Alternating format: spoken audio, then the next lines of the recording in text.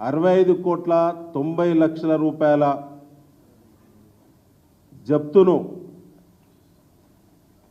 ఏజెన్సీలో సంబంధించినటువంటి ఈఎండి జప్తు చేయాలని చెప్పి జీవో నంబర్ 15 విడుదల చేసింది. మొట్టమొదటిసారి ఒక క్యాబినెట్ ఆమోదించినటువంటి జప్తు సొమ్ము ఇది. సహజంగా ఏ డిపార్ట్మెంట్కి ఆ డిపార్ట్మెంట్లో జరిగేటువంటి అనేక టెండర్ల అగ్రిమెంట్లు ఎంఓయు వయలేషన్ జరిగినప్పుడు బిడ్డర్స్ పైన టెండర్దారుల పైన ఆ డిపార్ట్మెంట్ హెచ్ఓడీస్ నిర్ణయం చేయడం అనేది సహజం. కానీ వాళ్ళ ధాన్యం టెండర్ల కుంభకోణానికి సంబంధించి ఎవరైతే బిడ్డర్స్ ఉన్నారో వారిపైన డిపార్ట్మెంటే చర్య ఎందుకు చేపట్టలేదు?